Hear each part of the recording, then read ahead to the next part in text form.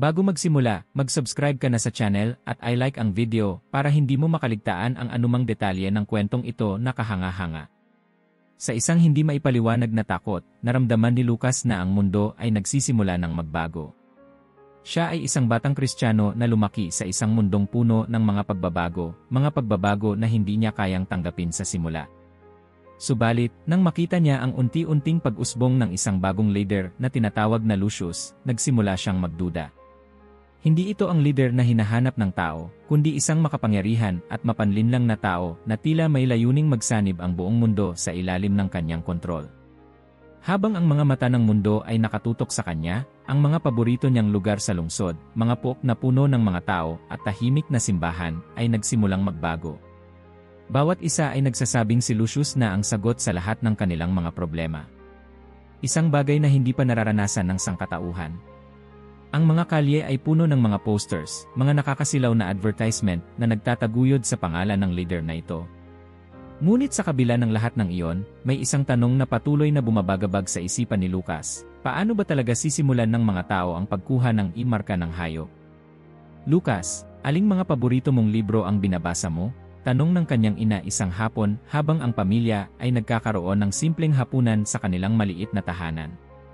Ang aklat ni Daniel, ina, sagot ni Lucas, hindi makatingin ng diretsyo sa mata ng kanyang ina. Bagamat siya ay tinutulungan ng kanyang pamilya sa pag-aaral ng mga banal na kasulatan, may mga bagay na hindi nila nauunawaan, mga bagay na tila ang lahat ng tao ay tumatanggi na aminin. Si Pastor Gabriel, ang kanilang guro at espiritual na gabay sa simbahan, ay madalas na nagsasabi ng isang bagay na napaka-importanteng tandaan sa mga huling araw. Ang mga propesya ay nagsasalita, pero hindi lahat ay nakikinig. Hindi na rin nakaligtas si Lucas sa nakatatakot na mga banta ng sinasabing marka ng hayop. Ang mga alinggaw na nagmumula sa mga dakilang syudad ay nagsimula na ring makarating sa kanilang maliit na komunidad, at si Lucius, ang leader ng mga naghaharing sistema, ay sinasabing may kapangyarihan ng Diyos. Anong mangyayari sa atin? Tanong ng kanyang ate, si Maria, habang tumitingin siya sa pinto ng kanilang bahay na nababalot ng liwanag mula sa mga neon sign sa kalsada. Saan tayo pupunta kung magiging parte na tayo ng sistemang ito? Sa ating pananampalataya, sagot ni Lucas ng tapat, hindi natin kailangang magtakot. Alam natin kung ano ang mga propesya. Ang ating tanging kaligtasan ay ang ating pananampalataya kay Kristo. Iyon ang gabi na nagsimulang magtanong si Lucas kung hanggang saan aabot ang kanilang pananampalataya sa isang mundong mabilis na nagbabago.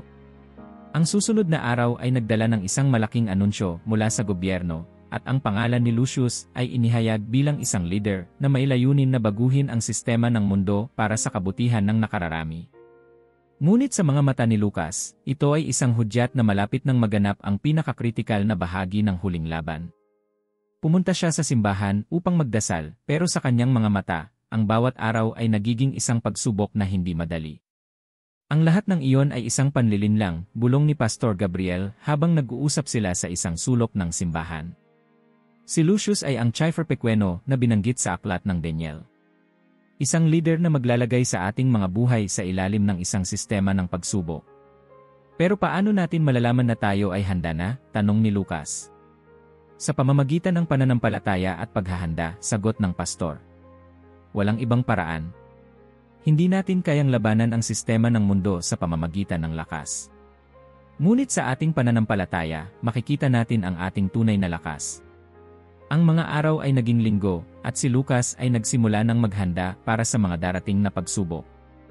Sa kanyang mga pag-aaral ng mga propesya, natutunan niya ang isa sa pinakamahalagang aral mula sa buhay ni Daniel, maging matatag, magtiwala sa Diyos, at kahit na magdusa, magsikap na magpatuloy. Habang binabasa niya ang aklat ng Apokalipsis, ang mga pahayag ni Pastor Gabriel ay muling tumunog sa kanyang isipan. Tandaan mo, Lucas, sabi ni Pastor Gabriel, ang huling laban ay hindi laban ng mga tao, kundi laban ng Espiritu. Ang laban na ito ay magtatapos sa isang kahanga-hangang tagumpay ng Diyos. Ngunit ang pagtitiis at pananampalataya ang magbibigay sa atin ng lakas upang mapagtagumpayan ang lahat. Sa bawat araw, ang pagkabahala ni Lucas ay patuloy na lumalalim. Pagkatapos ng mga pangyayari sa simbahan, naramdaman niyang may isang mas malaking misyon na hinihintay siya. Hindi na siya makatulog ng maayos, at sa mga gabing walang tulog, ang mga tanong ay patuloy na umaaligid sa kanyang isipan. Paano kung siya ang pinili ng Diyos? Paano kung ang mga kaganapan ay naglalayong magtulungan siya at ang iba pang mga tapat na mananampalataya upang harapin ang sistema ng Lucius? Minsan, sa mga oras ng pagninilay, nakikita ni Lucas ang isang panaginip, isang imahe ng isang bundok na napapaligiran ng mga ulap, at mula doon, ang isang tinig na tinatawag siya. Lucas, sabi ng tinig, oras na upang magsimula ng bagong paglalakbay. Hindi niya alam kung anong kahulugan nito, ngunit ramdam niya ang pagtawag ng isang dakilang layunin. Pagdating ng umaga, niyakap siya ng matinding kalungkutan. Si Maria, ang kanyang ate, ay nagsabi ng isang bagay na nagbigay ng lakas sa kanya. Kung talagang may layunin kang sundan, Lucas, magiging handa ka. Kaya't hindi mo kailangang matakot. At doon, nagdesisyon siya. Kailangan niyang magtulungan kasama ang mga katulad niyang tapat na Kristiyano, na handang magsakripisyo at magtulungan sa huling laban.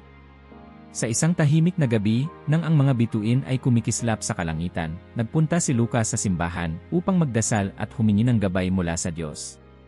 Pinili niyang magdasal ng mag-isa sa harap ng altar, at doon, nagsimula siyang mag-isip kung anong papel ang nais ng Diyos para sa kanya sa mga darating na araw. Kung may pagkakataon akong tulungan ng iba, nagmuni-muni siya, ang magiging lakas ko ay hindi mula sa aking sarili, kundi mula sa pananampalataya at sa kalooban ng Diyos. Habang siya ay nagdarasal, isang misteryosong matandang babae ang lumapit sa kanya.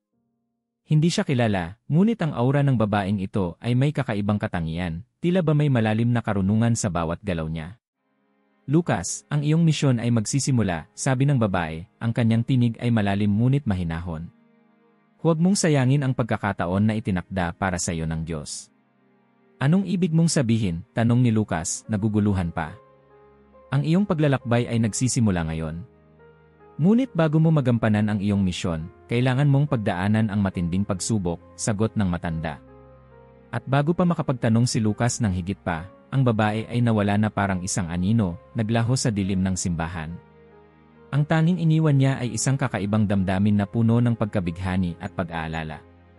Sa sumunod na mga araw, nagsimula ng kumalat ang mga balita tungkol kay Lucius at sa kanyang mga bagong batas na ipinatupad. Isa sa mga batas ay ang pagkakaroon ng imarka, isang sistema na magiging simbolo ng pagsunod sa kanyang pamumuno. Ang sinumang tumanggi sa ideya ng imarka ay tatanungin at isusunod sa mga kasunduan na maghihiwalay sa kanila mula sa pamumuhay na dati nilang alam. Lucas, na puno ng kagalakan at takot, nagpatuloy sa pagninilay at panalangin. Siya at ang kanyang pamilya ay nagdesisyon na magtulungan upang mapanatili ang kanilang pananampalataya. Ngunit ang mga takot na dulot ng mga balita ay hindi matitinag, lalo na nang makita nila ang mga pagbabago sa kanilang paligid. Ang mga komunidad na dating tahimik ay naging mga lugar na puno ng takot at pagmamatigas. Sa isang gabi ng pagtitipon sa simbahan, nagsimula si Pastor Gabriel na magbigay ng mas malalim na aral tungkol sa marka ng hayop. Ang marka ng hayop ay isang simbolo ng pagsunod sa sistema ng mundo. Ngunit ang mga tapat na mananampalataya ay hindi dapat matakot. Sa ating pananampalataya kay Kristo, magkakaroon tayo ng lakas upang labanan ang anumang hamon. At paano tayo makakatakas? Tanong ni Lucas, ang tanong na nagsimula ng magdulot ng sakit sa kanyang puso. Sa pamamagitan ng pagtanggap ng ating tunay na pananampalataya at pag-alam kung saan tayo patungo, sagot ng pastor. Dahil ang tunay na tagumpay ay hindi nagmumula sa mundong ito, kundi sa ating relasyon sa Diyos. Si Lucas ay nagsimula ng maghanda sa isang bagong paglalakbay. Ang mga sumusunod na linggo ay puno ng pagbabago, at habang siya at ang kanyang pamilya ay nagpapatuloy sa kanilang pananampalataya, isang misteryosong mensahe ang dumating sa kanya. Si Pastor Gabriel ay nagbigay ng mensahe mula sa isang hindi kilalang grupo ng mga Kristiyanong tapat na nagsimula ng magtulungan upang mapanatili ang kanilang kalayaan laban sa lumalalang sistema. Lucas, sabi ni Pastor Gabriel sa isang lihim na pag-uusap, ang iyong misyon ay nagsisimula na. May mga taong nangangailangan ng iyong lakas. Anong ibig mong sabihin? Tanong ni Lucas, ang takot ay muling dumapo sa kanyang puso. Ang mga darating na kaganapan ay magdudulot sa iyo ng mas malalim na pagsubok. Ngunit kailangan mong magpatuloy, at sa iyong pananampalataya, matutuklasan mo ang iyong tunay na misyon. Nagising si Lucas sa isang pakiramdam ng kaguluhan at hindi maipaliwanag na pagkabahala. Bago pa man sumikat ang araw, nagmamadali na siyang maghanda. Ang mga kagat ng malamig na hangin ay tila may dalang mensahe na hindi niya kayang ipaliwanag, at ang kanyang puso ay mabilis ang pagtibok, isang bagay ang magaganap, at tila ito ang simula ng isang bagong kabanata sa kanyang buhay. Ang mga araw ng panalangin at pag-aalinlangan ay napagtagumpayan na. Bago pa magdilim, nagpasya siyang sundan ang tawag na matagal nang nagsimula sa kanyang kaluluwa. Paano kung ito na nga? Tanong niya sa sarili habang binabaybay ang makitid na kalsada patungo sa simbahan. Pagdating ni Lucas sa simbahan, sinalubong siya ni Pastor Gabriel. May kabuntot na bigat sa mga mata nito, at si Lucas ay hindi magkamayaw sa mga tanong na naglalaro sa kanyang isipan. Lucas, oras na upang magtulungan tayo, sabi ni Pastor Gabriel, ang kanyang boses mabigat at puno ng pag-aalala. May mga bagay na hindi na pwedeng itago. Ha? Tanong ni Lucas, naguguluhan. Ano ba ang ibig mong sabihin, Pastor? Ito ay hindi isang simpleng usapan. Nagsanib ang mga simbahan sa buong bansa upang bumuo ng isang lihim na alyansa laban kay Lucius at sa mga tagasunod niya. Hindi na tayo makapaghintay pa. Habang nagsasalita si Pastor Gabriel, naramdaman ni Lucas ang init ng kanyang dugo. Hindi niya paganap na nauunawaan ang lahat ng ito, ngunit ang mga mata ng pastor ay puno ng tiwala at determinasyon. May bagay na mas malaki kaysa sa kanila, at ito ang kanilang misyon, ang magtulungan para sa isang layunin. Tulad ng sinabi ko, hindi tayo mag-isa, Lucas, patuloy ni Gabriel. Ang ating lakas ay hindi nagmumula sa armas o puwersa, kundi sa ating pananampalataya at sa ating pagkakaisa. Sumunod na linggo, nagtipon-tipon ang mga kasapi ng lihim na alyansa sa isang simbahan sa gilid ng bayan, isang simbahan na matagal nang hindi ginagamit at tanging ang mga pader nito ang nananatiling saksi sa mga lihim ng nakaraan. Sa loob ng simbahan, nagtipon ang mga leader ng iba't ibang simbahan upang pag-usapan ang kanilang mga plano. Lucas, sabi ni Gabriel habang nakatayo sa harap ng lahat, ang ating kaligtasan at tagumpay ay nakasalalay sa ating pagkakaisa. Hindi tayo dapat mawalan ng pag-asa. Nakaramdam si Lucas ng kagalakan. Sa harap ng mga taong ito, nakatagpo siya ng mga kapwa Kristiyano na handang magbuwis ng buhay para sa mas mataas na layunin. Ngunit may mga hindi pa rin tiyak, may ilan na nag-aalangan sa pagkilos ng alyansa. May mga sakripisyo tayong kailangang gawin, sabi ni Pedro, isang matandang leader mula sa kabilang simbahan. Hindi madali ang mga bagay na ito. Hindi natin alam kung ano ang magiging resulta. Naiintindihan ko ang inyong pangamba, sagot ni Gabriel. Ngunit alam niyo ba na ang hindi natin pagtugon ngayon ay magdudulot ng higit pang pagdurusa sa lahat ng mga inosente? Ang mga araw ay lumipas, at sa bawat hakbang na kanilang ginugol, isang bagong pasya ang ipinanganak. Si Lucas ay patuloy na sinanay upang maging matatag sa landas na tinatahak ng alyansa. Alam niyang walang madaling daan patungo sa tagumpay.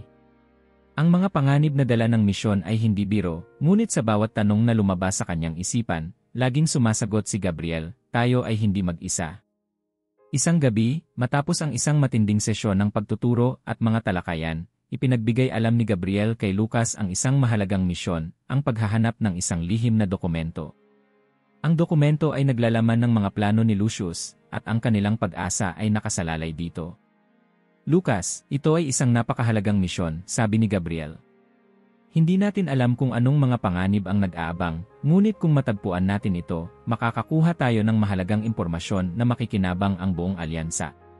Kinabukasan, naglakbay si Lucas patungo sa isang lugar na hindi pamilyar sa kanya, isang dating opisina na ngayon ay ginagamit ng mga tauhan ni Lucius para sa kanilang lihim na operasyon. Pagdating ni Lucas sa lugar, nagdalawang isip siya sandali, ngunit natutunan niyang magtiwala sa kanyang mga instincts. Wala nang atrasan. Pagpasok niya sa opisina, napansin niyang walang ibang tao roon. Walang anuman maliban sa mga luma at alikabok na mga papeles. Subalit nang maglakbay siya patungo sa isang sulok ng kwarto, isang kakaibang pakiramdam ang bumangon sa kanyang katawan, isang pakiramdam na may isang tao sa likod niya. Sa isang iglap, lumitaw ang isang matandang lalaki mula sa madilim na bahagi ng kwarto. Agad na nahulog ang pakiramdam ni Lucas, may isang nagmamasid sa kanya, at may nakatagong agenda sa bawat kilos niya. Lucas, sabi ng matandang lalaki, ang kanyang tinig ay may kasamang kabangyarihan, huwag mong subukang talikuran ang iyong misyon. Ang mga plano ni Lucius ay malaki, ngunit sa mga kamay ng mga tapat, hindi siya magtatagumpay. Ang araw ay nagsimula sa isang balita na nagpabago sa lahat ng bagay. Sa radyo, telebisyon, at internet, isang mensahe ang paulit-ulit na inilalathala. Ang sistema ng pagkakaisa ng mundo ay opisyal ng inilunsad. Ang lahat ay kailangang magparehistro upang matanggap ang kanilang bagong pagkakakilanlan. Sa ilalim ng sistemang ito, ang bawat tao ay kailangang tumanggap ng isang marka, isang simbolo ng kanilang katapatan sa bagong pamahalaan ni Lucius. Walang sinuman ang makakabili o makakapagbenta ng wala ito. Nakaupo si Lucas sa hapagkainan ng kanilang bahay, kasama ang kanyang pamilya. Tahimik ang lahat. Ang bawat isa ay nagmumuni-muni kung ano ang ibig sabihin ng bagong kautusan. Anong gagawin natin? Tanong ni Maria, ang nakababatang kapatid ni Lucas. Ang kanyang boses ay nanginginig. Kung wala tayong marka, paano tayo mabubuhay? Tama siya, dagdag ng kanilang ina. Paano tayo makakabili ng pagkain? Paano natin mababayaran ang mga kailangan natin? Si Lucas ay nanatiling tahimik, ngunit ang kanyang isipan ay puno ng kaguluhan. Naalala niya ang sinabi ni Pastor Gabriel noong huling pagtitipon, ang marka ng hayop ay hindi lamang isang pisikal na tanda. Ito ay isang simbolo ng espiritual na pagkakakilanlan. Ang pagtanggap nito ay pagtanggi sa Diyos. Alam natin ang sagot ni Lucas, basag ang katahimikan. Hindi natin maaaring tanggapin ang marka. Hindi natin maaaring talikuran ang ating pananampalataya kahit na anong mangyari. Sa simbahan, ang tensyon ay tumataas. Ang mga miyembro ng alyansa ay nagtipon upang pag-usapan ang kanilang mga susunod na hakbang. Ang mga pinto ng simbahan ay mahigpit na nakasara, at ang mga ilaw ay dim na dim upang hindi makita mula sa labas. Ang sitwasyon ay hindi naligtas para sa atin, sabi ni Pedro, na ngayon ay masyado nang nag-aalala. Kapag nalaman nilang tumatanggi tayo sa marka, lahat tayo ay nasa panganib. Tama si Pedro, sabi ng isa pang miyembro. Ngunit ano ang ating magagawa? Hindi tayo pwedeng sumuko. Ang pagtanggap sa marka ay pagtanggap sa sistema ni Lucius. Si Lucas ay tumayo, ang kanyang mga mata ay nagliliyab ng determinasyon. Hindi tayo nag-iisa. Ang Diyos ay kasama natin. Alam natin na darating ang araw na ang kasamaan ay magtatapos. Ngunit ngayon, tayo ay tinatawag upang maging matatag. Habang tumatagal ang mga araw, ang presyon sa mga tao ay lumalakas. Sa bawat kalye, may mga checkpoint kung saan tinitingnan ang mga marka. Ang mga tumatangging magpatala ay ikinukulong o nawawala ng walang paliwanag. Ang alyansa ay napilitang lumipat sa mga mas lihim na lugar upang magdaos ng kanilang mga pagtitipon.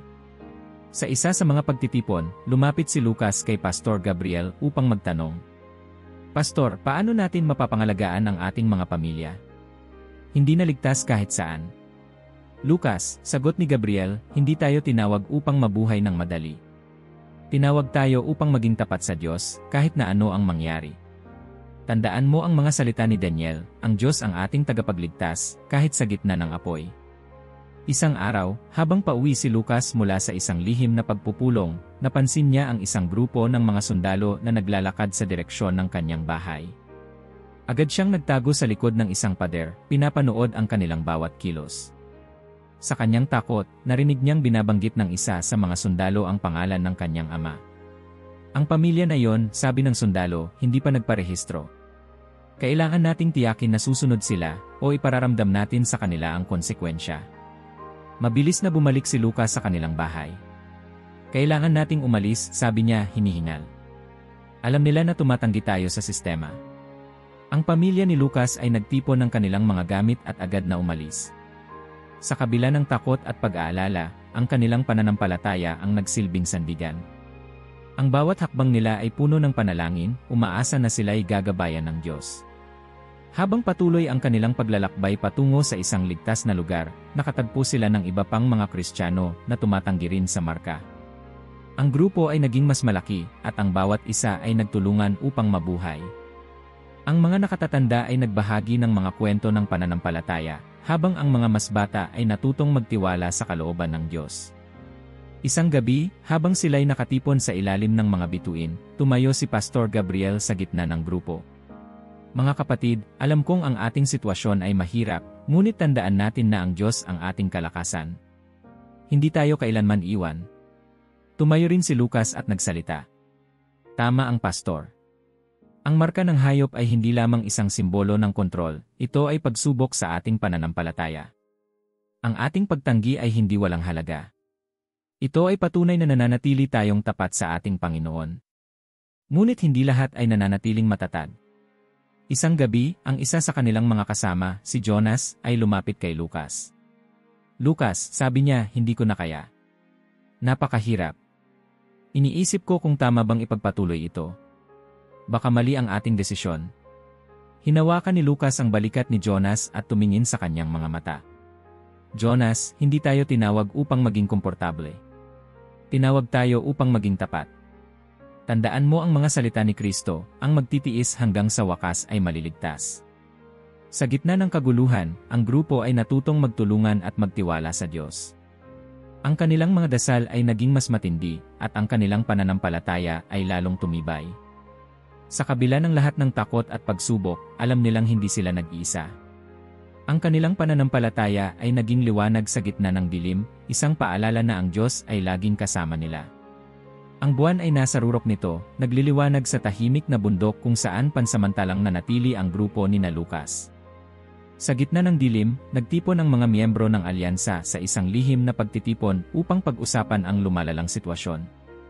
Ang balita tungkol kay Lucius ay patuloy na kumakalat, ngunit sa pagkakataong ito, hindi lamang siya ang pinag-uusapan. Lumitaw na rin ang isang bagong figura, isang leader espiritual na tinaguriang huwad na propeta. Ang propetang ito, sabi ni Pastor Gabriel sa grupo, ay tumutulong kay Lucius na linlangin ang mundo. Gumagamit siya ng mga milagro at tanda upang kumbinsihin ang mga tao na sambahin si Lucius bilang kanilang Diyos. Ito ang babala sa aklat ng Apokalipsis. Bakit nila pinaniniwalaan iyon? Tanong ni Maria, ang nakababatang kapatid ni Lucas, na ngayon ay nakikilahok na rin sa mga usapan ng alyansa. Dahil maraming tao ang naghahanap ng mabilis na sagot sa kanilang mga problema, sagot ni Gabriel. At kapag nakita nilang may nagpapakita ng mga himala, iniisip nila na iyon na ang sagot. Ngunit alam natin na ang mga tanda na ito ay mula sa kasamaan, hindi sa Diyos. Sa sumunod na araw, naglakad si Lucas patungo sa pinakamalapit na bayan upang maghanap ng pagkain at tubig para sa grupo. Ang bayan ay halos hindi na niya makilala, ang mga dating tahimik na tindahan ay napalitan na ng mga checkpoint, at ang mga banners na may mukha ni Lucius ay nasa bawat sulok. Sa gitna ng kalye, may malaking monitor na nagpapakita ng talumpati ng huwad na propeta. Mahal kong mga anak, wika ng propeta sa video, ang kanyang boses ay matamis ngunit puno ng panlilinlang. Dumating na ang panahon ng pagkakaisa. Ang ating leader, si Lucius, ay ang sagot sa ating mga panalangin. Siya ang magdadala ng kapayapaan sa ating mundo. Habang nakikinig si Lucas, napansin niya ang reaksyon ng mga tao sa paligid. Ang ilan ay tila mesmerized, tumatango sa bawat salita ng propeta. Ngunit may ilan, tulad niya, nahalata ang takot at pag-aalinlangan sa kanilang mga mata. Pagbalik ni Lucas sa kanilang kampo, ibinahagi niya ang kanyang nasaksihan. Ang propetang iyon, sabi niya, ay gumagamit ng bawat paraan upang kontrolin ang mga tao. Ang kanyang mga salita ay tila may kapangyarihan na magpabago ng isip ng mga tao. Tulad ng sinabi sa Apokalipsis, sagot ni Pastor Gabriel. Siya ay magpapakita ng mga himala, magpapabagsak ng apoy mula sa langit, at gagawin ang lahat upang linlangin ang mundo. Ngunit hindi natin dapat hayaan ang ating sarili na madala. Ang mga miyembro ng grupo ay nagtipon upang magdasal. Alam nilang ang kanilang laban ay hindi lamang laban sa pisikal na mundo, kundi laban sa espiritual na kasamaan. Ang kanilang mga panalangin ay naging mas matindi, humihiling ng proteksyon at lakas mula sa Diyos. Isang gabi, habang nagbabantay si Lucas sa labas ng kampo, napansin niya ang isang anino sa dilim. Agad siyang naging alerto, kinuha ang maliit na kahoy na hawak niya bilang sandata. Nang lumapit ang anino, laking gulat niya nang makita niyang si Jonas ito, ang lalaking halos sumuko noong nakaraang linggo. Jonas? Anong ginagawa mo rito? Tanong ni Lucas. Hindi ko na kaya, Lucas, sagot ni Jonas, ang kanyang boses ay nanginginig. Gusto ko nang bumalik sa bayan at sumunod sa sistema. Ayokong mabuhay sa takot. Hinawakan ni Lucas ang balikat ni Jonas at tumingin sa kanyang mga mata. Jonas, hindi ito tungkol sa kaginhawaan. Ang ating pananampalataya ay ang tanging bagay na hindi nila kayang kunin sa atin. Kung susuko tayo ngayon, mawawala ang lahat ng pinaniniwalaan natin. Ngunit bago pa makasagot si Jonas, isang malakas na tunog ang narinig mula sa kalayuan. Tumayo silang dalawa, nakikiramdam. Ang tunog ng mga sasakyang militar ay papalapit sa kampo. Agad na ginising ni Lucas ang iba pang miyembro ng grupo. Kailangan nating umalis ngayon. Papunta sila rito. Sigaw niya. Sa kaguluhan, nagtipon ang lahat ng kanilang mga gamit at mabilis na lumikas. Habang tumatakbo sila sa kagubatan, ang tunog ng mga sasakyang militar ay naging mas malapit. Si Lucas, bagamat natatakot, ay nanatiling matatag.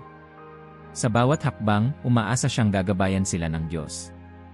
Nakarating sila sa isang mas ligtas na lugar sa bundok. Habang nagpapahinga, napansin ni Lucas ang pagkabahala sa mga mukha ng grupo. Ang takot at pagod ay halata sa lahat. Tumayo siya at nagsalita. Mga kapatid, alam kong mahirap ang ating kalagayan, ngunit tandaan natin na ang ating laban ay hindi natin nilalabanan ng mag-isa. Ang Diyos ang ating sandigan. At kahit na lumitaw ang huwad na propeta at ang kanyang mga himala, alam natin na ang ating tagumpay ay tiyak dahil kasama natin ang Panginoon. Sa kabila ng kanilang mga pagsubok, ang grupo ay nanatiling tapat sa kanilang layunin. Alam nilang ang laban ay magiging mas mahirap, ngunit ang kanilang pananampalataya ay nagsilbing liwanag sa gitna ng kadiliman. Sa ilalim ng makulimlim na kalangitan, nakaupo si Lucas sa gilid ng bangin, pinagmamasdan ang malawak na kabubatan na naging taguan nila mula sa sumasakop na puwersa. Tahimik ang paligid, ngunit ramdam niya ang bigat ng paparating na unos. Ang buong mundo ay tila naghihintay na lamang ng isang hudyat para masira ang katahimikan at magsimula ang kaguluhan. Habang nakatingin siya sa malayo, naramdaman niyang lumapit si Maria.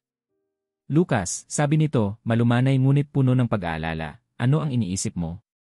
Iniisip ko kung ito na ang simula ng katapusan, sagot ni Lucas.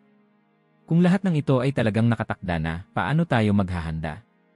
Hindi sumagot si Maria, ngunit umupo siya sa tabi ni Lucas. Sa kabila ng takot na nararamdaman nila pareho, alam nilang kailangang magtiwala sa Diyos. Ito ang kanilang panata simula nang magsimula ang kanilang laban, ang hindi sumuko, kahit ano pa ang mangyari. Lumapit sa kanila si Pastor Gabriel. Ang kanyang presensya ay laging nagbibigay ng lakas sa grupo, kahit na sa mga oras na walang katiyakan. Hindi natin kailangang malaman ang bawat detalye ng plano ng Diyos, sabi niya. Ang mahalaga ay naniniwala tayo na nasa Kanya ang kontrol. Ang kasamaan ay malakas, ngunit may hangganan ito. Nagpatuloy ang mga araw, ngunit sa bawat sandali, ang presyong dulot ng bagong kautusan ng pamahalaan ay lalong bumigat. Ang pagpapatupad ng marka ng hayop ay naging mas maigting.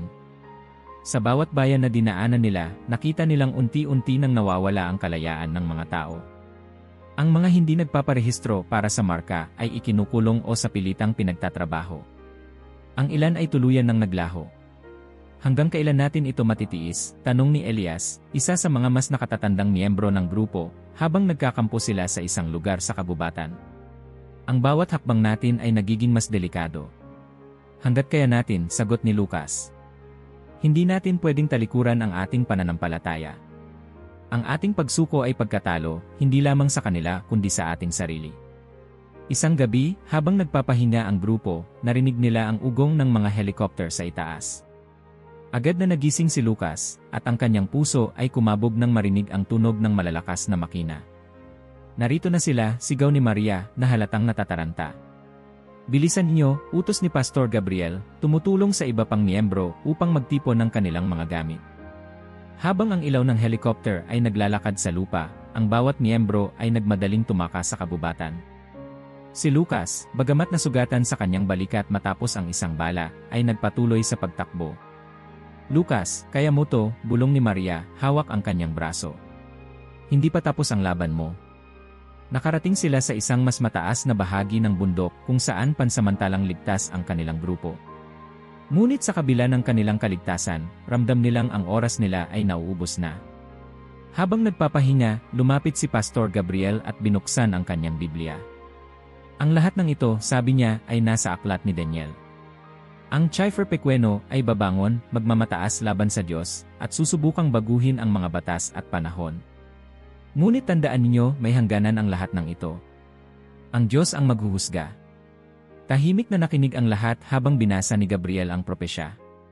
Para kay Lucas, ang bawat salita ay tila nabubuhay sa kanyang isipan. Naalala niya ang kanyang mga panaginip tungkol sa bundok at ang tinig na tumawag sa kanya.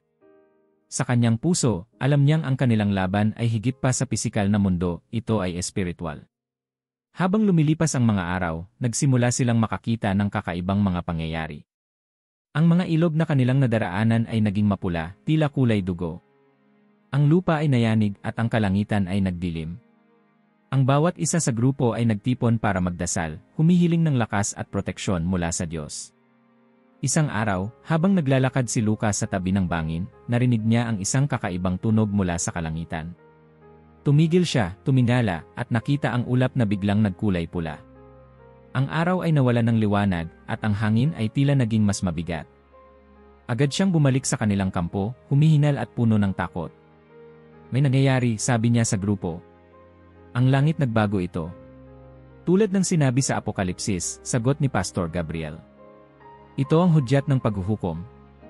Ang oras ay malapit na. Sa kabila ng kaguluhan sa paligid, nanatiling matatag ang grupo. Sa bawat araw na dumaan, naging mas malalim ang kanilang panalangin. Alam nilang ang bawat sandali ay isang hakbang papalapit sa huling labanan. Isang gabi, habang sila'y nagdarasal sa ilalim ng mga bituin, isang napakalaking liwanag ang biglang sumilay mula sa kalangitan. Ang bawat isa ay tumingala, at sa kanilang puso, alam nilang dumating na ang araw na kanilang hinihintay. Ang buong paligid ay tahimik sa gitna ng liwanag na biglang bumalot sa kalangitan. Ang liwanag na ito ay hindi katulad ng anumang nakita ni Lucas sa buong buhay niya, ito ay hindi nakakasilaw, ngunit puno ng kapangyarihan. Ang grupo ay nagtipon, halos walang imik, habang ang kanilang mga mata ay nakatuon sa langit. Pastor, bulong ni Lucas, halos hindi makapagsalita, ano ito? Dumating na ang araw ng Panginoon, sagot ni Pastor Gabriel, ang kanyang boses ay nanginginig sa damdaming halo ng takot at kagalakan. Ito na ang tagumpay na matagal na nating hinihintay. Sa kalayuan, ang lupa ay nayanig at ang mga bundok ay tila gumalaw. Ang tunog ng trompeta ay umalingaw-ngaw mula sa kung saan, at tila ang buong mundo ay nagising sa isang bagong realidad. Ang bawat miyembro ng grupo ay nagtipon sa paligid ni Gabriel, habang ang kalangitan ay nagmistulang binuksan, at isang figura ang bumaba mula sa liwanag. Habang ang liwanag ay unti-unting bumaba mula sa kalangitan, naramdaman ni Lucas ang isang hindi maipaliwanag na kapayapaan. Ang figurang ito ay nagdala ng isang presensyang higit pa sa anumang nakasanayan niya, isang presensya na puno ng kabanalan. Sa kanyang puso, alam niya kung sino ito. Ito na ang kordero, bulong ni Maria, hawak ang kamay ni Lucas. Ito na ang tagumpay na sinabi sa atin. Ang buong paligid ay nabalot ng katahimikan habang ang figurang ito ay bumaba, hawak ang isang espada na tila gawa mula sa liwanag mismo. Mula sa likod nito, naririnig ang mga tinig ng libu-libong hukbo, mga anghel na nagdadala ng mensahe ng hustisya. Ang oras ng paghuhukom ay dumating na, sabi ng figura sa tinig na umalingaw-ngaw sa buong paligid. Ang bawat tao, kahit na nasa kalayuan, ay narinig ang kanyang salita. Ang kasamaan ay may hangganan at ngayon ay magtatapos na ang panahon nito. Sa parehong oras, si Lucius at ang kanyang mga tagasunod ay nagtipon sa kanilang malalaking gusali sa syudad, naghahanda sa kanilang plano para sa huling pag-atake laban sa mga tumatangging sumunod sa kanilang sistema. Ngunit kahit sila ay natigilan ng makita ang liwanag sa kalangitan. Anong nangyayari? Tanong ni Lucius, halatang balisa. Sa kabila ng kanyang panlabas na kumpiyansa, ramdam niya ang takot na bumalot sa kanya. Hindi ito bahagi ng ating plano. Ang huwad na propeta, na palaging nasa tabi ni Lucius, ay tila nagdadalawang isip na rin. Hindi natin kayang talunin ang liwanag na iyon, sabi niya, ang kanyang boses ay puno ng pag-aalala. Ito na ang sinabi sa Apokalipsis. Hindi tayo magtatagumpay. Imposible, sagot ni Lucius, ngunit ang kanyang mga salita ay walang laman. Sa kabila ng kanyang pag-aangkin ng kapangyarihan, alam niyang hindi niya kayang labanan ang kapangyarihang iyon. Sa bundok, si Lucas at ang kanyang grupo ay patuloy na nagdasal habang ang liwanag ay bumaba sa lupa. Ang tunog ng trompeta ay muling narinig at ang lupa ay nayanig. Sa kalagitnaan ng kaguluhan, isang tinig ang umalingaw-ngaw mula sa langit. Ang kaharian ng mundo ay naging kaharian ng ating Panginoon at ng kanyang kordero, at siya ay maghahari magpakailanman. Ang mga salitang ito ay nagdala ng hindi maipaliwanag na kapayapaan sa puso ng grupo. Kahit na ang kanilang paligid ay tila nagkakagulo, alam nilang nasa ligtas na kamay sila ng Diyos.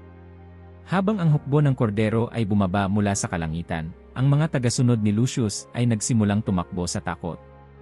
Ang kanilang mga sandata at teknolohiya na dati nilang ipinagmamalaki ay naging walang silbi sa harap ng kapangyarihan ng Diyos. Sa huling sandali, si Lucius at ang huwad na propeta ay nahuli sa gitna ng kanilang sariling kaguluhan. Ang figura ng kordero ay tumayo sa kanilang harapan, at ang liwanag mula sa kanyang presensya ay naglaho sa lahat ng kasamaan.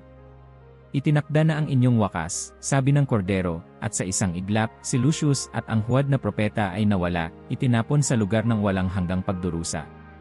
Habang nagbubuni ang mga anghel sa langit, si Lucas ay napaluhod sa lupa, ang kanyang puso ay puno ng pasasalamat. Natapos na, sabi niya, ang kanyang boses ay nanginginig. Ang lahat ng ito ay natapos na. Sagot ni Pastor Gabriel, inilagay ang kamay sa balikat ni Lucas. Ngunit ito rin ang simula. Ang kaharian ng Diyos ay darating na sa lupa, tulad ng ipinangako. Sa huling sandali ng araw na iyon, nakita ni Lucas ang bagong Jerusalem na bumaba mula sa langit. Ang mundo ay nabago, at ang liwanag ng Diyos ay pumuno sa bawat sulok nito. Ang kasamaan ay tuluyang nawala, at ang mga tapat ay binigyan ng buhay na walang hanggan. Ang umaga ay dumating na may kakaibang kapayapaan. Ang sinag ng araw ay hindi na tulad ng dati, ito ay mas maliwanag, mas dalisay.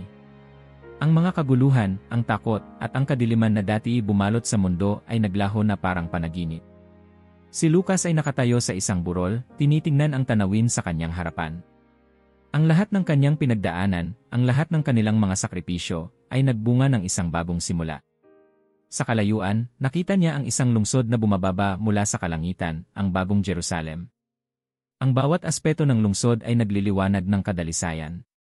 Ang mga pader nito ay kumikislap sa mga hiyas, at ang mga daanan ay parang purong ginto. Ang liwanag nito ay hindi nagmumula sa araw, kundi sa presensya ng Diyos mismo.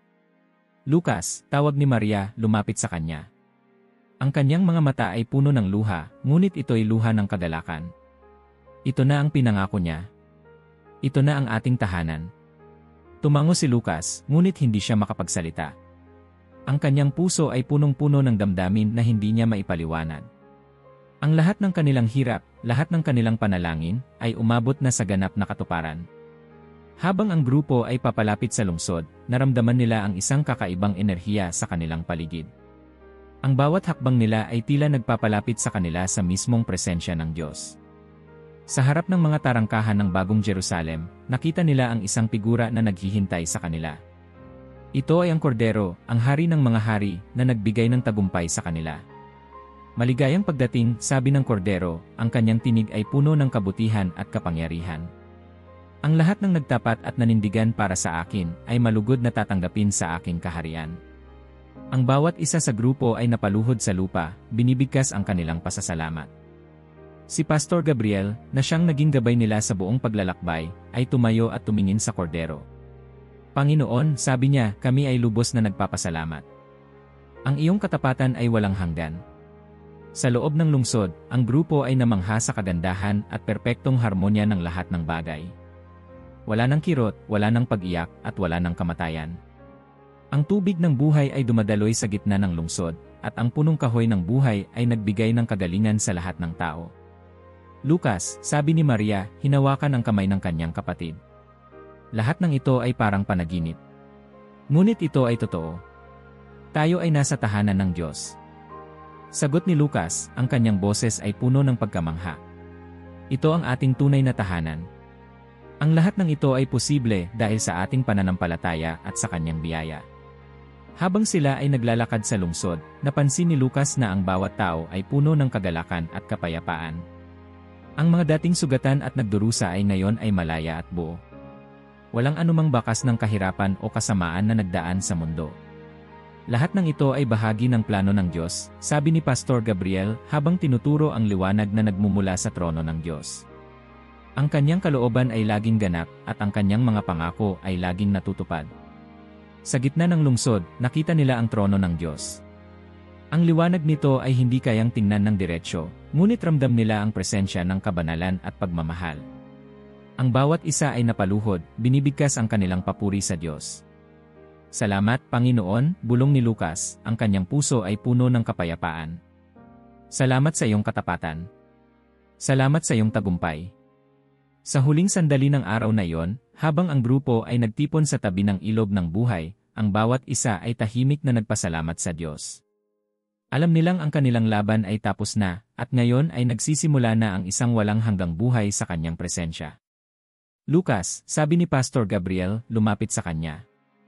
Ano ang nararamdaman mo? Pakiramdam ko, Pastor, ito na ang simula ng tunay na buhay, sagot ni Lucas.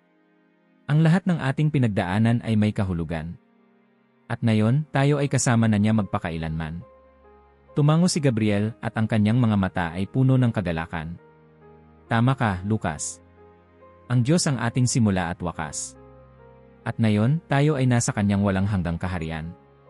Sa tahimik na pagsapit ng gabi, ang bagong Jerusalem ay patuloy na nagniningning sa liwanag ng Diyos. Wala nang takot, wala nang sakit, at wala nang dilim.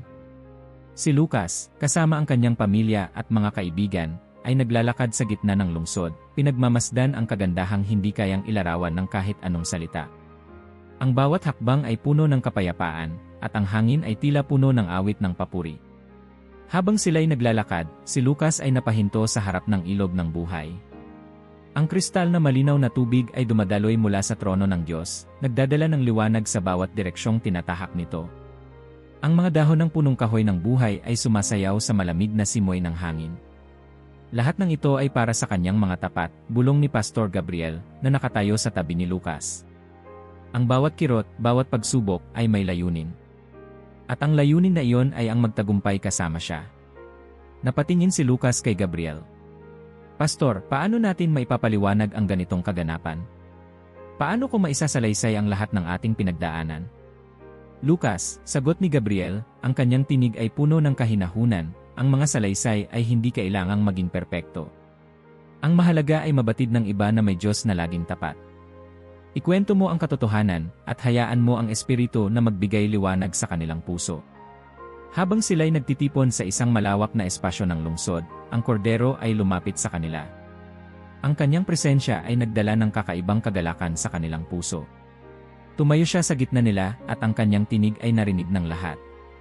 Mga anak ko, sabi ng kordero, kayo ay naging matapat. Sa gitna ng mga pagsubok at tukso, pinili ninyong lumakad sa aking liwanag. Ngayon, kayo ay kasama ko sa walang hanggang kaharian. Wala nang pag-iyak, wala nang kamatayan. Ang lahat ng bagay ay ginawang bago. Ang bawat isa ay napaluhod, humihingi ng pasasalamat. Si Lucas, na minsang puno ng takot at pagdududa, ay naramdaman ang kapayapaang hindi pa niya naramdaman kailanman. Panginoon, sabi niya, salamat po. Ang iyong mga pangako ay totoo. Ikaw ang aming kaligtasan. Sa susunod na mga araw, ang buhay sa bagong Jerusalem ay naging ganap na kagalakan. Ang bawat tao ay may layunin, at ang bawat layunin ay may kasamang kagalakan sa paglilingkod sa Diyos. Si Lucas, kasama ang kanyang pamilya, ay naging bahagi ng pagpapalaganap ng kwento ng kanilang tagumpay. Naglakbay sila sa iba't ibang bahagi ng lungsod, ikinukwento ang kabutihan ng Diyos. Sa isang pagtitipon malapit sa ilog ng buhay, si Maria, na ngayon naging mas matapang kaysa dati, ay nagbigay ng kanyang sariling salaysay. Sa lahat ng aming pinagdaanan, sabi niya, hindi kami iniwan ng Diyos. Kahit sa pinakamadilim na bahagi ng aming laban, ang kanyang liwanag ay hindi nawala.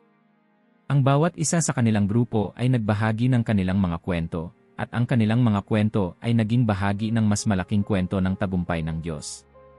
Ang mga luha na minsang nagdala ng lungkot ay naging luha ng kagalakan. Sa huling gabi ng kanilang pagtitipon, habang ang mga bituin ay sumasayaw sa kalangitan, si Lucas ay nagdasal sa tabi ng ilog ng buhay. Ang kanyang mga salita ay simple ngunit taos-puso. Salamat, Panginoon, sa iyong walang hanggang pagmamahal.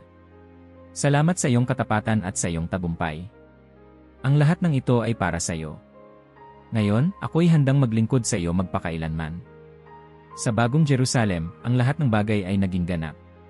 Ang bawat isa ay naging bahagi ng kaharian ng Diyos, at ang kasamaan ay tuluyan ng naglaho. Ang mga alalahanin ng nakaraan ay nawala, at ang kinabukasan ay puno ng liwanag. Habang tinitingnan ni Lucas ang liwanag na nagmumula sa trono ng Diyos, naramdaman niya ang kasiguraduhan na ang lahat ng kanilang pinagdaanan ay may dahilan. Ang lahat ng kanilang hirap at sakripisyo ay may kabuluhan.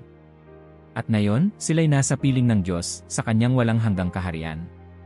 Ang araw ay hindi na kailanman muling lumubog. Ang bagong Jerusalem ay patuloy na nagniningning sa liwanag na nagmumula sa trono ng Diyos. Wala ng gabi, sapagkat ang presensya ng Panginoon ay sapat upang magbigay ng liwanag sa lahat. Sa bawat sulok ng lungsod, ang mga tao ay puno ng kagalakan at kapayapaan, nagsasabuhay ng isang buhay na hindi nila lubos na inasahan noon. Si Lucas ay naglalakad sa tabi ng ilog ng buhay, kasama si Maria. Ang kanilang mga yapak ay halos hindi marinig sa tahimik na kapaligiran, ngunit ang kanilang puso ay puno ng awit ng pasasalamat. Sa kabila ng lahat ng kanilang pinagdaanan, nararamdaman nila ngayon ay tunay na nagsisimula ang kanilang buhay. Lucas, sabi ni Maria, nakatingin sa ilog na kumikislap sa liwanag, hindi ko akalaing mararanasan natin ito. Sa lahat ng ating pinagdaanan, minsan ay naisip kong hindi na tayo makakarating dito. Ngumiti si Lucas. Pareho tayong nagduda, Maria. Ngunit ang Diyos ay laging tapat. Ang ating mga hirap at sakripisyo ay hindi nasayang. Sa gitna ng lungsod, nagtipon ang grupo ni na Lucas sa harap ng trono ng Diyos. Ang bawat isa ay nagdala ng kanilang mga alay, hindi mga material na bagay, kundi ang kanilang mga kwento, ang kanilang buhay na itinaguyod sa pananampalataya. Si Pastor Gabriel ang unang nagsalita, ang kanyang tinig ay puno ng emosyon. Panginoon, sabi niya, nakaluhod sa harap ng trono, lahat ng aming ginawa ay para sa inyo. Ang aming mga kwento ay patunay ng iyong kabutihan at katapatan. Salamat sa pagbibigay sa amin ng lakas na manindigan. Habang nagsasalita si Gabriel, ang liwanag mula sa trono ay tila mas naging maliwanag. Ang bawat isa sa grupo ay napaluhod, puno ng pasasalamat at pagsamba. Ang kanilang mga tinig ay nagsanib sa iisang awit ng papuri. Isang araw, habang si Lucas ay naglalakad sa gilid ng lungsod, nakatagpo niya ang isang batang lalaki na nakaupo sa tabi ng ilog. Ang bata ay nakatingin sa malinaw na tubig, tila nag-iisip. Lumapit si Lucas at naupo sa tabi niya. Anong iniisip mo? Tanong ni Lucas, ngumiti sa bata. Iniisip ko kung paano naging ganito kaganda ang lahat, sagot ng bata, nakatingin pa rin sa ilog. Dati, ang mundo ay puno ng sakit at dilim. Ngayon, ito'y parang panaginip. Ngumiti si Lucas. Hindi ito panaginip. Ito ang pangako ng Diyos sa lahat ng nagtitiwala sa Kanya. Ang liwanag na nakikita mo ay mula sa Kanya. At ngayon, tayo ay bahagi ng Kanyang kaharian. Sa huling gabi ng kanilang pagdiriwang, nagtipon ang lahat sa isang malawak na espasyo sa gitna ng lungsod. Ang mga anghel ay naroon, umaawit ng papuri sa Diyos, at ang liwanag mula sa trono ay nagbigay ng init at pag-asa sa lahat ng naroroon. Si Lucas, kasama ang kanyang pamilya at mga kaibigan, ay tumayo sa gitna ng karamihan. Panginoon, sabi ni Lucas sa kanyang panalangin, ang lahat ng ito ay dahil sa inyo. Ang aming buhay, ang aming tagumpay, ay sa inyo lamang. Salamat sa pagbibigay sa amin ng pag-asa at kaligtasan. Salamat sa liwanag na hindi kailanman magwawakas. Habang ang awit ng papuri ay patuloy na umaalinggaw sa buong lungsod, naramdaman ni Lucas ang presensya ng Diyos na tila niyayakap siya. Ang lahat ng kanyang takot at pag-aalala ay tuluyan ng nawala, pinalitan ng kapayapaan na hindi kayang maipaliwanag. Ang bagong Jerusalem ay nanatiling simbolo ng walang hanggang kaharian ng Diyos. Ang bawat tao, mula sa pinakamaliit hanggang sa pinakadakila, ay nagbigay ng kanilang buhay sa paglilingkod at pagsamba. Wala ng kirot, wala ng lungkot, tanging kagalakan at kapayapaan ang naroroon. Habang tinitingnan ni Lucas ang kalangitan, napaisip siya sa lahat ng kanilang pinagdaanan. Mula sa kaguluhan hanggang sa kaligtasan, mula sa dilim hanggang sa liwanag. Ang lahat ng iyon ay bahagi ng plano ng Diyos. Maria, sabi niya, nakatingin sa kanyang kapatid, ito na ang simula ng ating walang hanggan. Hindi na tayo kailanman maghihiwalay. At hindi na kailanman magtatagumpay ang kasamaan. Lucas, sagot ni Maria, hawak ang kanyang kamay. Ang Diyos ay laging tapat. At tayo ay laging magiging Kanya. Sa bagong Jerusalem, ang liwanag ng Diyos ay patuloy na nagniningning, nagbibigay ng pag-asa at kaligayahan sa lahat ng naroroon. Ang kasamaan ay tuluyan ng naglaho, at ang lahat ng bagay ay ginawang bago. Ang kwento ni na Lucas, ng kanilang pananampalataya at tagumpay, ay naging bahagi ng mas malaking kwento ng walang hanggang pag-ibig ng Diyos. At sa kaharian ng Diyos, ang liwanag ay hindi kailanman magwawakas. Sa isang umaga na puno ng liwanag, ang bagong Jerusalem ay tahimik ngunit buhay. Ang awit ng mga anghel ay naririnig sa bawat sulok, at ang presensya ng Diyos ay ramdam sa bawat paghinga. Si Lucas, kasama si Maria at ang natitirang miyembro ng kanilang grupo, ay nagtipon malapit sa trono upang mag-alay ng pasasalamat. Ang kanilang mga puso ay puno ng kagalakan, ngunit sa pagkakataong ito, ito'y isang kagalakang hindi nagmumula sa mundong ito, isang kagalakang galing sa Diyos. Lucas, tawag ni Pastor Gabriel habang sila ay papalapit sa ilog ng buhay. Ano ang nararamdaman mo ngayon, ngayong lahat ng propesya ay natupad na? Pakiramdam ko, Pastor, sagot ni Lucas, na ito ang simula ng tunay na layunin ng ating buhay. Lahat ng hirap, lahat ng sakit na dinanas natin ay nagkaroon ng kabuluhan. At ngayon, tayo ay nasa piling ng Diyos magpakailanman. Ang bawat isa sa grupo ay tumango, nagpapahayag ng kanilang pagsang-ayon. Sa kabila ng kanilang mga pinagdaanan, walang sinuman ang nananatiling takot. Ang bawat isa ay napuno ng kapayapaan na hindi nila kailanman naramdaman sa panahon ng kanilang laban. Habang naglalakad sila patungo sa isang bukas na bahagi ng lungsod, nakita nila ang iba pang mga tao mula sa iba't ibang bahagi ng mundo. Ang bawat isa ay may kwento, bawat isa ay may pinagdaanan. Ngunit ngayon, ang lahat ng kanilang kwento ay nagtagpo sa isang punto, ang pag-ibig ng Diyos na hindi kailanman nagkulang. Isang matandang lalaki ang lumapit kay Lucas, may hawak na maliit na piraso ng papel. "Iho," sabi niya, "ikaw ba si Lucas?" Nagulat si Lucas ngunit tumango. "Ako po iyon." "Paano ninyo ako nakilala?" "Narinig ko ang iyong kwento," sagot ng matanda, ang kanyang mga mata ay puno ng kagalakan. "Ang pananampalataya mo ay naging inspirasyon sa marami.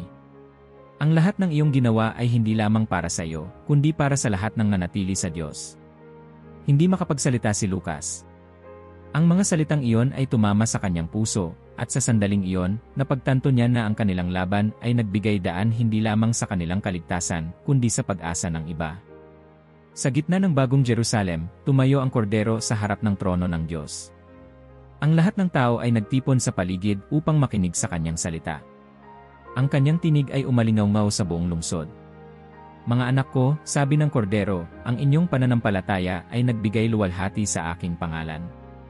Ang inyong katapatan sa kabila ng mga pagsubok ay patunay ng inyong pagmamahal sa akin.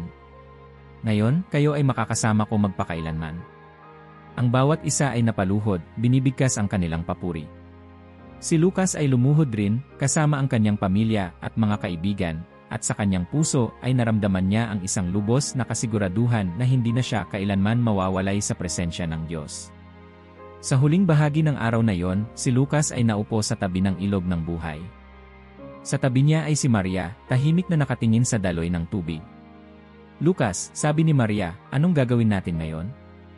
Ngumiti si Lucas. "Ipagpapatuloy natin ang kwento, Maria. Ang kwento ng kanyang pag-ibig, ng kanyang tagumpay. Lahat ng ito ay hindi nagtatapos dito. Ito ang simula ng isang walang hanggang buhay na may layunin sa piling niya. Ang bagong Jerusalem ay nagpatuloy na nagniningning, at ang mga tao ay nagpatuloy sa kanilang buhay na puno ng kagalakan at kapayapaan."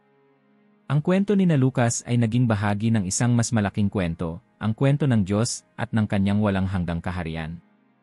At sa kaharian ng Diyos, ang liwanag ay hindi kailanman nagwakas, at ang pag-ibig niya ay nanatiling sapat para sa lahat. Sa gitna ng walang hanggang liwanag na nagmumula sa trono ng Diyos, ang bagong Jerusalem ay nanatili bilang isang testamento ng kanyang katapatan at pag-ibig. Ang mga pader ng lungsod, kumikislap sa ginto at hiyas, ay tila isang paalala ng mga pangakong natupad. Wala ng kirot, wala ng lungkot, at wala ng pagdurusa. Ang lahat ng mga bagay ay ginawang bago. Si Lucas ay naglalakad sa tabi ng ilog ng buhay, ang kanyang mga yapak ay dahan-dahan at puno ng katahimikan. Sa kanyang mga kamay ay hawak niya ang isang maliit na sanga mula sa punong kahoy ng buhay, simbolo ng kagalingan na ibinigay ng Diyos sa buong mundo. Sa kabila ng lahat ng kanilang pinagdaanan, ang kanyang puso ay puno ng kapayapaan na hindi niya kailanman naramdaman noon. Lahat ng ito, bulong niya sa sarili, ay bahagi ng plano ng Diyos. Lahat ng ating hirap at sakripisyo ay nagkaroon ng kabuluhan. Habang nakaupo siya sa tabi ng ilog, lumapit si Maria at naupo sa kanyang tabi. "Lucas," sabi niya, ang kanyang tinig ay malambing ngunit puno ng saya, "ano sa tingin mo ang ibig sabihin ng lahat ng ito?" Ngumiti si Lucas, ang kanyang mga mata ay nakatingin sa kristal na tubig na dumadaloy mula sa trono ng Diyos. "Maria, ang ibig sabihin nito ay ang Diyos ay laging tapat.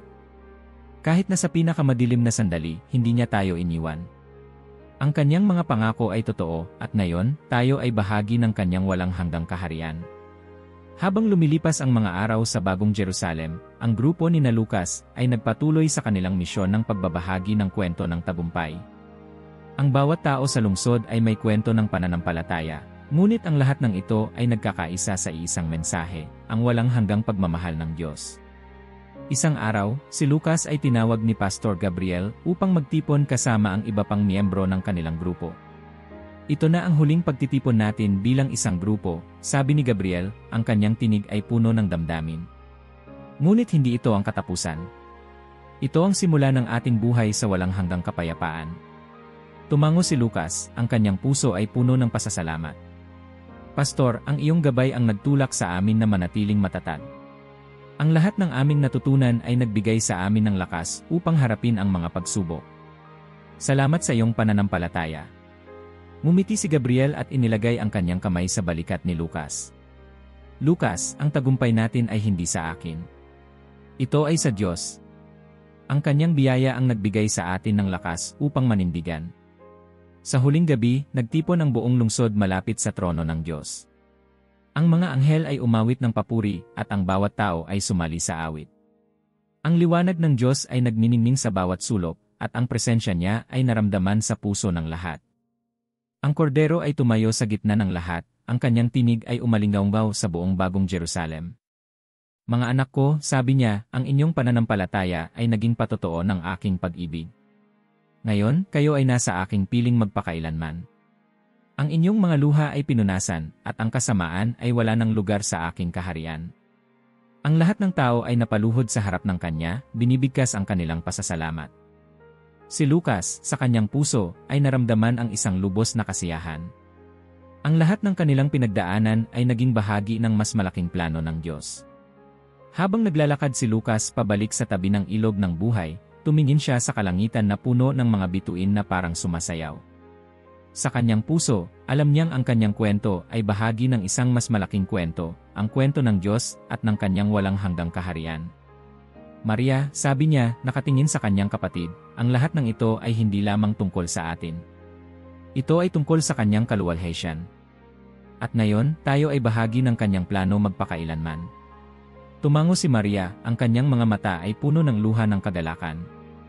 Lucas. At ngayon, tayo ay nasa tahanan ng ating Diyos. Wala nang higit pa rito. Ang Bagong Jerusalem ay patuloy na nagniningning, puno ng pag-ibig at kapayapaan. Sa piling ng Diyos, ang lahat ng bagay ay nagkaroon ng katuparan. Ang liwanag niya ay hindi kailanman nagwakas, at ang kanyang pagmamahal ay nanatiling sapat para sa lahat ng kanyang nilalang. Sa walang hanggang kaharian ng Diyos, ang kasaysayan ni Lucas at ng kanyang mga kasamahan ay naging bahagi ng kwento ng tagumpay, ng pananampalataya, at ng pag-ibig na hindi kailanman nagkulang. At doon, sa kaharian ng Diyos, ang kwento ng buhay ay hindi kailanman magtatapos. Kung nakaabot ka hanggang dito, mag-iwan ka ng salitang liwanag sa mga komento. Gusto naming malaman kung sino ang tunay na sumubaybay sa buong kwento hanggang dulo. Salamat sa iyong oras at suporta.